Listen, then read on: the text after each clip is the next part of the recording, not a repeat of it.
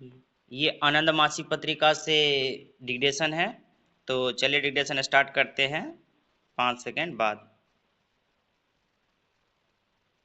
Ready. महोदय, परिवार योजना और समन्वित ग्रामीण विकास विषयों और हस्तक्षेप के प्रलेखन तथा प्रत्येक हस्तक्षेप का प्रभाव यदि रिकॉर्ड किया गया हो तो परियोजनाओं की पाठ्य सामग्री तैयार करने में सहायक सिद्ध होंगे। जहां उपलब्ध हो स्वैच्छिक संगठनों के माध्यम में हस्तक्षेप किया जा सकता है, क्योंकि यह परिवार कल्याण के साथ कार्यों को अभिमुख करने में अच्छे उदाहरण हो सकते हैं तथा उनसे अपेक्षित परिणाम प्राप्त किए जा सकते हैं। स्थिरता के संबंध में जन सहभागिता महत्वपूर्ण है।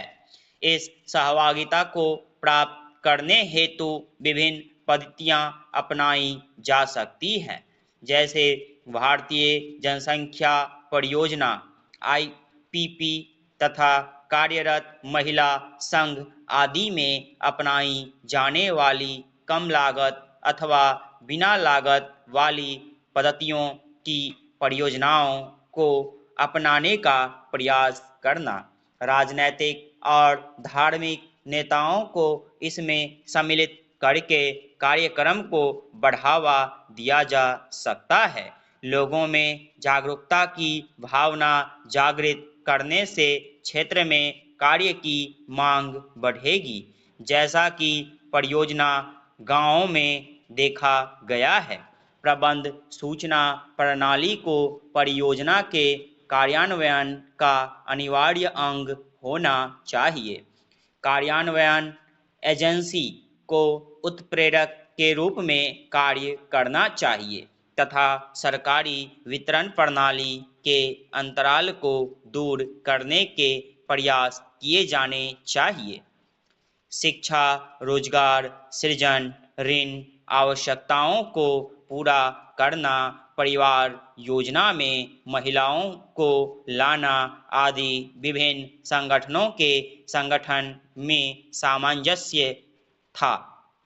हालांकि कल्याण उपायों को परिवार कल्याण से जोड़ना एक राजनैतिक प्रश्न है और इसका प्रयोग 2 बच्चे वाले परिवार में सावधानीपूर्वक किया जाना चाहिए, क्योंकि पहचान किए गए केवल 1/3 लाभभोगी कल्याण कार्यक्रमों की सीमा में आते हैं। जवाहर रोजगार योजना कार्यान्वयन एजेंसियों को निधियों की अदायगी तथा राज्य सरकार द्वारा कार्यक्रम संसाधनों में विलंब को दूर करने के लिए केंद्र सरकार के संसाधनों के अंश की अदायगी सीधे जिला स्तरीय कार्यान्वयन एजेंसियों को की जानी चाहिए, जैसा कि कार्यक्रम के पहले वर्ष में किया गया था। निधि को राज्य सरकार के माध्यम से नहीं भेजा जाना चाहिए।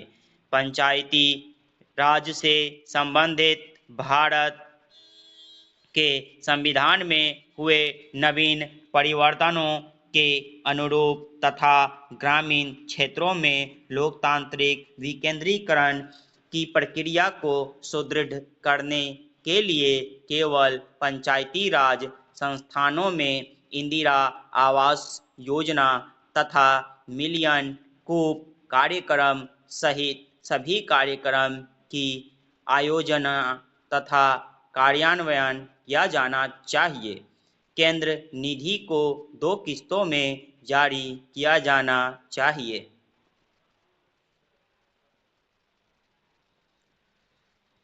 महोदय, हर वर्ष पहली किस्त अप्रैल तथा दूसरी अक्टूबर में जारी होनी चाहिए। उत्तर पूर्वी राज्यों के मामले में इनके समित कार्य करने के मौसम को ध्यान में रखते हुए निधियों को एक ही किस्त में जारी करना चाहिए।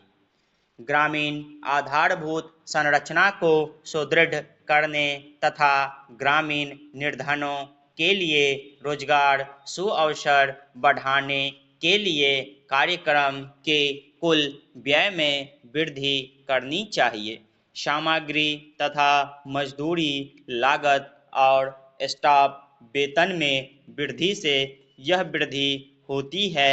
इसके लिए यह सुनिश्चित करना चाहिए कि कार्यक्रम के तहत प्रत्येक वर्ष हर ग्राम पंचायत को न्यूनतम 50,000 रुपये तथा अधिकतम रुपये 5 लाख मिलने चाहिए। इकाई लागत तथा इंदिरा आवास योजना की आधारभूत सुविधाओं के लिए प्रावधानों में वृद्धि की जानी चाहिए। प्रशासनिक व्यय के लिए 4% को 10% तक बढ़ा दिया गया, जिसका आधार उत्तर पूर्वी राज्यों के खंड व ग्राम स्तर पर और राज्य व जिला स्तर पर तकनीकी तथा अन्य पर्यवेक्षक तंत्र का सुदृढ़ करने के लिए इस व्यय के 60% का उपयोग करना था। जवाहर रोजगार योजना के तहत कार्य कर रहे मजदूरों को केंद्रीय आवंटन के अंग के रूप में केंद्र द्वारा राज्यों को 10 रुपये प्रति श्रम दिन के हिसाब से खाद्यान्नों का आवंटन प्रशंसनीय है।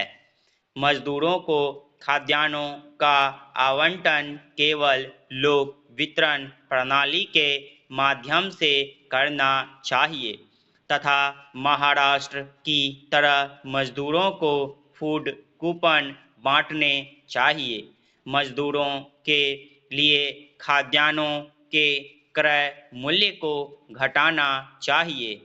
एफसीआई द्वारा कार्यान्वयन एजेंसियों को मामूली चावल की आपूर्ति की जानी चाहिए। कार्यक्रम की कार्यान्वयन एजेंसियों को पर्याप्त मात्रा में दिए गए खाद्यान्नों को सुनिश्चित करना चाहिए। राज्य व जिला स्तर की कार्यान्वयन एजेंसियों को पहले ही अपने खाद्यान्नों की आवश्यकता की योजना बनानी चाहिए ताकि एफसीआई इसको जारी कर सके। जिन राज्यों के पास पर्याप्त खाद्यान्न उपलब्ध हैं वहां कार्यक्रम के अंतर्गत संसाधनों के केंद्रीय आवंटन के अंश के रूप में खाद्यान्न खरीदने के लिए जबरदस्ती नहीं करनी चाहिए। रोजगार सृजन तथा ग्रामीण क्षेत्रों में टिकाऊ सामुदायिक परिसंपत्तियों के सृजन हेतु मजदूरी व गैर मजदूरी के 60:40 अनुपात को 50:50 करना चाहिए तथा कार्यान्वयन एजेंसियों द्वारा जिला स्तर पर इस अनुपात की पूर्ति की जानी चाहिए। प्रत्येक राज्य में रोजगार सृजन लक्ष्य को निर्धारित या संशोधित करते समय केंद्र की न्यूनतम मजदूरी दरों की भी गणना समय रहते करनी चाहिए। स्टॉप।